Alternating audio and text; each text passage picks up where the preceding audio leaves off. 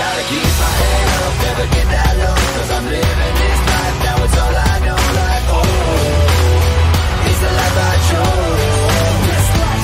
So I keep my bread up like a CFO. Now they screaming my name everywhere I go. Like, oh, it's the life I chose. This life, this life. One life, one choice, gotta do it right. One chance of proving to the world that you was right. Like a match waiting for a spark to ignite. Sitting contemplating if you're gonna make it through tonight. I'm rise up like a phoenix flying through the light. I fly fast like a star shooting through the night. You see, man, the difference between you and I is I'ma keep doing what I do cause it's do or die. Salut à tous, j'espère que vous allez bien. On se retrouve pour la review de Raw du 14 mars 2022 qui se déroule à Jacksonville en Floride. Le show commence avec Kevin Owens qui commence par nous dire hey yo, en hommage à Scott Hall bien sûr. Ensuite il nous parle de Stone Cold, il nous dit qu'il va à WrestleMania puisque Stone Cold a répondu à son challenge et qu'il a accepté. Et du coup il nous dit ensuite que à ce moment là personne dira hell yeah lorsqu'il en aura terminé avec Stone Cold, mais que les gens diront hell no. Et après il fait un stunner au caméraman et il s'en va. C'est comme ça que se termine ce segment. Juste ensuite, juste après on a un match entre Finn Balor et Damian Priest. Pas pour le titre est pas en jeu. Le match était bien, en vrai il était assez court, je crois qu'il a duré moins de 2 minutes. D'ailleurs j'ai pas compris, parce que avant que le match commence, on a Austin Theory qui vient en ringside. Il est dans 2 feuds en même temps, je comprends pas très bien. Et à la fin du match, on a Theory et Austin Theory qui essayent d'intervenir. Du coup Finn Balor, lui il se laisse pas faire, il fait un comment on appelle, il fait un shotgun dropkick sur Austin Theory.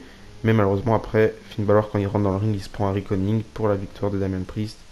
Donc voilà, pour l'instant il fait que perdre Finn Balor, ça c'est dommage. Mais au moins Damian Priest reste over et je pense que on partira sur un Damian Priest comme Finn Balor à Mania. Ensuite en backstage on a Seth Rollins qui sont interviewés encore par Kevin Patrick, mais il répond toujours pas. D'ailleurs il y avait plein de chants pour Cody Rhodes à ce moment là. Et juste après, un peu plus tard dans la soirée, on a Kevin Owens et Seth Rollins en backstage. Kevin Owens il essaye de motiver Seth Rollins pour pas qu'il soit déprimé de pas avoir un programme à Mania, et il se disait que Seth Rollins allait trouver une idée forcément pour avoir un programme Mania. Et puis à la fin, Seth Rollins il se barre parce qu'il a une idée, et on va voir ça juste après. Mais entre temps, on a un match entre Liv Morgan et Zelina Vega. Le match n'était pas incroyable, et à la fin, Liv Morgan remporte le match avec son finisher, ça s'appelle Oblivion. J'ai cru comprendre. Pour le compte de 3, du coup, victoire de Liv Morgan. Ensuite, Seth Rollins arrive dans le ring. Il nous dit qu'il avait perdu tout espoir pour WrestleMania, mais que grâce à son ami Kevin Owens, il a trouvé un plan. Du coup, Kevin Owens arrive et Seth Rollins nous fait part de son idée. Il nous dit qu'il aimerait bien reprendre son talk show à WrestleMania, donc le Rollins Report, et qu'il aimerait bien inviter comme guest Stone Cold Steve Austin. Mais du coup là, Kevin Owens il est un petit peu frustré, enfin, il dit pourquoi c'est mon guest, tu peux pas faire ça. Et du coup Seth Rollins il lance un challenge à Kevin Owens. Ce soir dans le main event ils vont s'affronter.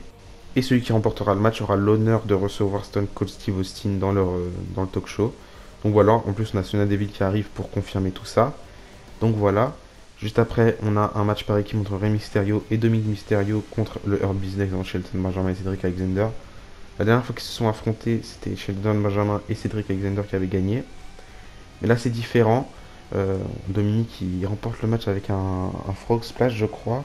Mais après le match on a le Miz et Logan Paul qui interviennent. Jusqu'au moment où Logan Paul se fait entourer par les Mysterio. Les Mysterio se lancent pour un 619, mais le Miz il récupère Logan Paul pour pas qu'il se prenne un 619. Et juste après, on a Edge qui fait son entrée avec un nouveau theme song, toujours de Alter Bridge. D'ailleurs, je le trouve incroyable ce theme song. Et en plus, ça se voit, c'est juste parce qu'il est devenu heel qu'il a un nouveau theme song et pas parce qu'ils ont plus envie d'utiliser l'ancien, tout simplement. Donc voilà, on a Edge qui arrive sur le ring. D'ailleurs il est incroyable, il est toujours aussi incroyable. Il nous parle de son changement de personnage. Il nous parle de l'ancien Edge qui s'est fait battre par Randy Orton, qui s'est fait déchirer le triceps par Randy Orton, qui s'est fait battre par Seth Rollins et par Roman Reigns. Il dit que si ce Edge là affrontait AJ Styles, il se fera battre lui aussi par AJ Styles, mais que ce Edge là il est bien mort. Et après la fin il nous dit que si AJ arrive à atteindre WrestleMania, on aura 2 talents de génération différentes qui vont s'affronter sur la plus grande scène de tous. Et à la fin il nous dit que AJ sera jugé. Je sais pas trop ce qu'il veut dire par là, mais en tout cas c'était une belle promo. On avance bien dans la feud entre AJ Styles et Edge. C'est probablement le match qui m'intéresse le plus à WrestleMania. Du moins, c'est celui qui me hype le plus sur le papier. Donc voilà. Juste après, on a encore un match entre Bianca Belair et Doudrop. Toujours des rematchs entre les deux. Je crois que c'est presque le 5e match entre les deux. C'est un peu chiant, mais bon, on s'en fout un petit peu. De toute façon, il n'y a pas trop de programme avec Doudrop. C'est juste pour donner une victoire à Bianca Belair, encore une fois. Et d'ailleurs, Doudrop et la compagnie Nikki H, maintenant, ils ont l'air d'être en équipe. Ils viennent tous les deux d'Écosse, donc ça reste assez logique. Et donc, à la fin du match, Bianca Belair fait son KOD sur Doudrop pour le compte de 3. Mais après le match, on a Becky Lynch qui attaque Bianca Belair.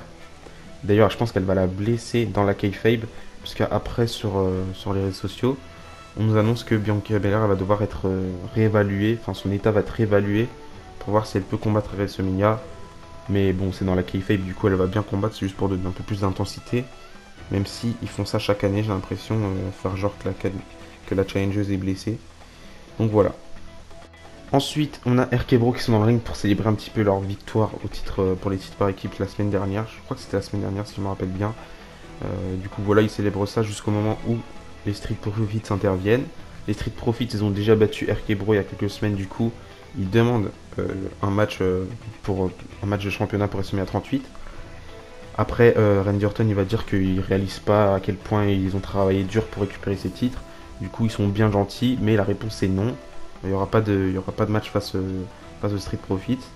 Du coup, les Street Profits ils disent bah, t'as pas compris, on n'est pas là pour te demander, mais on l'annonce. On aura un match face à vous à WrestleMania 38, c'est comme ça. Après, Randy Orton il dit que personne lui dit quoi faire, même Triple H, l'Undertaker ou Vince McMahon ne lui disent pas quoi faire, même si c'est un peu faux, mais bon, vous avez compris. Et tout ça, ça va nous mener à un match entre Matt Riddle et Montez Ford. Le match va pas se finir sur un tombé, puisque on aura Alpha Academy qui vont intervenir, et du coup, gagnant du match sera Riddle par disqualification. Mais voilà, visiblement Alpha Academy sont toujours dans la course au titre. Je sais pas qu'est-ce qu'ils prévoient pour WrestleMania avec les titres par équipe, peut-être qu'ils auront même pas de match pour les titres par équipe. Mais voilà. Et enfin on passe au mini-event, Kevin Owens contre Seth Rollins. Si Rollins gagne, il prend la place de Kevin Owens à WrestleMania. D'ailleurs je trouve que c'est de loin le meilleur match de la soirée. De toute façon Kevin Owens contre Seth Rollins c'est toujours incroyable les affrontements entre les deux. Et à la fin du match, on a Kevin Owens qui fait son stunner sur Rollins pour la victoire. Du coup, Kevin Owens il recevra bien Stone Cold pour son talk show dans le Kevin Owens Show. Mais Seth Rollins pour l'instant, il a toujours aucun plan. Pas de Cody Rhodes pour l'instant, même si je pense que... Enfin, moi personnellement, je garde toujours espoir. Je pense qu'on aura bien Seth Rollins contre Cody Rhodes. Ce que j'ai dit sur Twitter, je sais plus c'était quand, c'est que je pense qu'ils vont faire un peu comme Cena à WrestleMania 34. Chaque semaine, Rollins il va venir, il va avoir aucun plan. Il va lancer des challenges à un peu tout le monde, il n'y a personne qui va y répondre. Jusqu'au moment où il va arriver à WrestleMania avec un billet, il va prendre un billet en ringside. Il va lancer un open challenge à Mania. Et là on aura Cody Rhodes probablement, parce que je suis pas sûr. Mais je vois mal la WWE faire des tas de refs sur Cody Rhodes. Et même je vois mal la WWE faire tout ça pour que Seth Rollins n'ait aucun match à WrestleMania. Ou alors que Seth Rollins n'ait pas de grosse surprise. Enfin voilà. Après, je sais pas ce que vous en pensez, vous. Il y a peut-être plusieurs catcheurs qui vous viennent en tête. Moi, personnellement, j'ai que Cody Rhodes que j'ai en tête pour l'instant. J'aimerais bien un Cena Rollins, mais bon, Cena Rollins, ça a déjà été fait des milliers de fois. Donc Cody Rhodes Rollins serait vraiment le top. Mais voilà. Et c'est comme ça que se termine l'Euro. Moi, personnellement, je trouvais que c'était un bon show, en vrai. Juste le main event, il y en a qui trouvent qu'il est un peu ridicule, parce que se battre pour recevoir quelqu'un, pour parler à quelqu'un à Mania, c'est pas ouf. Moi, en vrai, je trouve ça cohérent quand même. Donc je suis satisfait. J'ai hâte de voir ce qui va se passer les prochaines semaines, puisqu'il reste moins de 3 semaines avant WrestleMania. Ça approche très vite. Donc voilà, d'ici là je vous dis à la prochaine, et n'oubliez pas, tant que du catch à l'espoir, bisous bisous.